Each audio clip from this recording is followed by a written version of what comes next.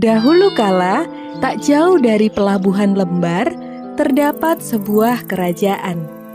Kerajaan ini dipimpin oleh seorang raja bijaksana bernama Datu Tuan. Di kerajaan tersebut, Datu Tuan menghabiskan waktunya bersama sang permaisuri yang cantik bernama Dewi Mas. Suamiku, mari minum teh bersama selagi masih hangat. Ah iya, terima kasih istriku. Suamiku, kau nampak murung belakangan ini. Kalau boleh tahu apa yang mengganggu di pikiranmu? Istriku, ini sungguh berat bagiku untuk mengatakannya padamu. Katakan saja, siapa tahu bisa mengurangi bebanmu. Sebelumnya, aku minta maaf istriku. Seperti yang kau ketahui, kita telah lama berumah tangga, namun tak jua diberi momongan. Sementara aku kian tua, kita perlu penerus untuk membawa kerajaan ini agar tetap makmur. Oleh karena itu, aku meminta izinmu supaya aku diperbolehkan menikah lagi untuk memperoleh keturunan. Sungguh keputusan berat, tapi demi negeri ini aku ikhlas. Terima kasih istriku, aku akan tetap memperhatikanmu. Kasih dan sayangku padamu tak akan berubah. Setelah mendapatkan persetujuan dari istrinya, Datu Tuan melangsungkan pernikahan. Datu Tuan memperistri seorang putri dari Patih Aur yang bernama Sunggar Tutul. Hari demi hari mereka lalui bersama.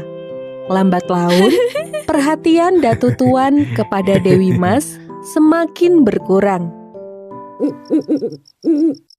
Sekalipun perhatian Datu Tuan semakin tercurah kepada Sunggar Tutul, namun Dewi Mas tetap bersikap sabar. Ia tetap mendoakan suaminya dan semuanya agar tetap sejahtera. Hingga sebuah kabar mengejutkan terjadi. Dewi Mas tiba-tiba dikabarkan hamil. Dewi Mas tentu merasa senang karena penantiannya selama ini telah terwujud. Akan tetapi, tidak semuanya merasa senang mendengar kabar kehamilan Dewi Mas. Adalah Sunggar Tutul, sang istri muda Datu Tuan. Ini tidak bisa dibiarkan, perhatian raja hanya untuk seorang. Sunggar Tutul segera menemui suaminya tersebut untuk membujuknya agar Dewi Mas tersingkir. Suamiku, tidakkah kau merasa janggal? Dewi Mas tiba-tiba hamil. Tentu ini bukan berita bagus untuk disebarkan kepada rakyat. Kok ada benarnya juga? Datu Tuan terhasut oleh perkataan Sunggar Tutul. Ia pun mengusir Dewi Mas keluar istana. Dewi Mas akhirnya diasingkan di sebuah gili atau pulau, diantar oleh pengiringnya. Dewi Mas tentu merasa sedih. Ia tinggal di sebuah pulau kecil yang tak berpenghuni. Di pulau tersebut, Dewi Mas mencoba bertahan hidup dengan memanfaatkan tanaman sayur yang ada.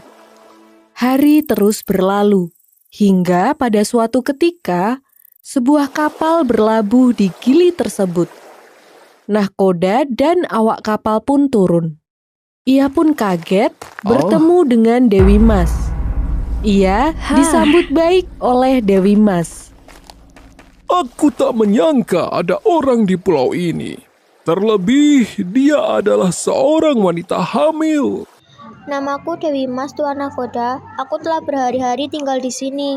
Sebenarnya, apa yang membuatmu bisa sampai di tempat asing seperti ini? Dewi Mas pun mulai menceritakan semuanya kepada Nahkoda. Dewi Mas juga meminta Nahkoda untuk bersedia mengantarkannya ke Pulau Bali. Sungguh malang nasibmu. Aku turut prihatin. Aku akan membantumu ke Pulau Bali. Kebetulan aku sedang menuju ke sana. Akhirnya, Nahkoda mengantarkan Dewi Mas untuk keluar dari pulau tersebut menuju ke Bali. Di Bali, Dewi Mas tinggal di sebuah gubuk kecil. Waktu terus berlalu. Hingga datanglah masa kelahiran Dewi Mas. Dewi Mas melahirkan bayi kembar, laki-laki dan perempuan. Yang laki-laki dilahirkan bersama sebilah keris.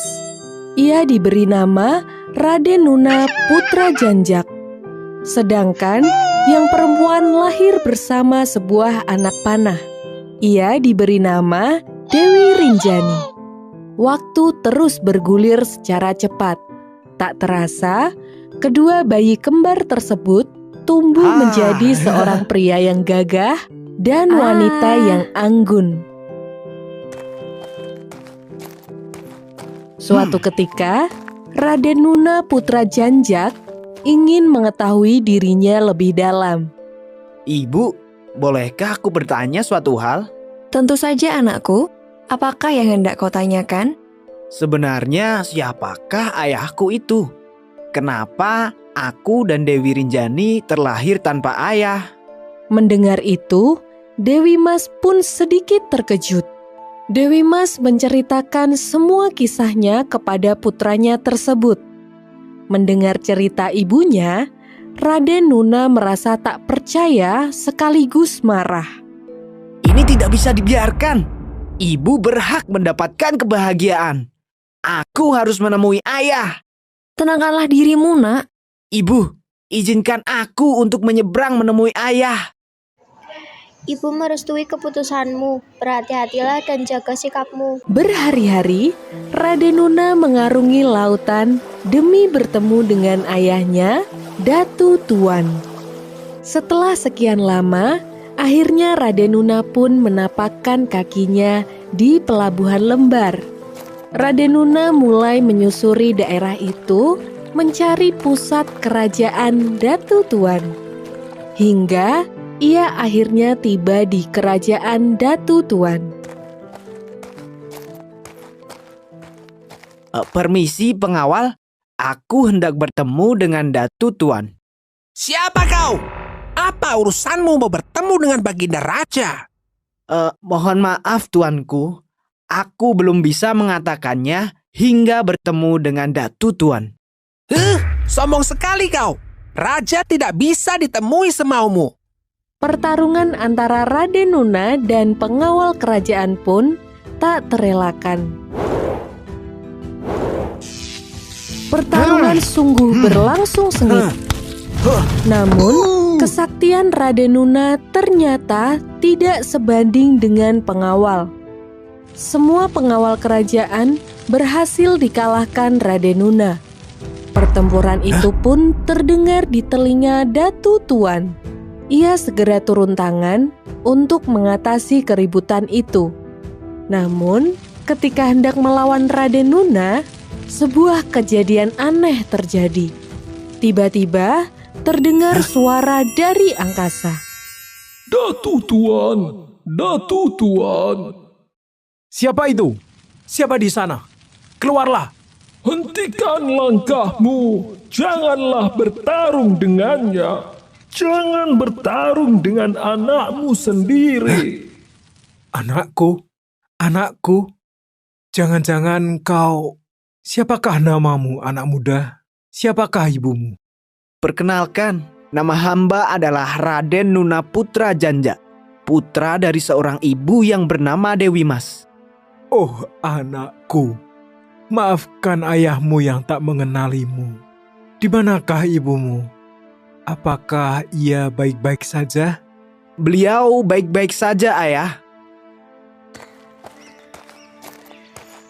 Akhirnya, Datu Tuan pun menjemput istrinya, Dewi Mas, untuk kembali ke istana.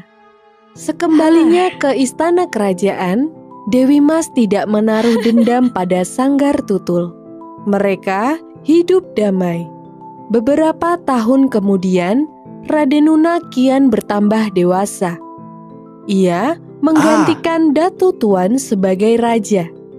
Sementara itu, Datu Tuan yang makin tua nampak semakin bijaksana.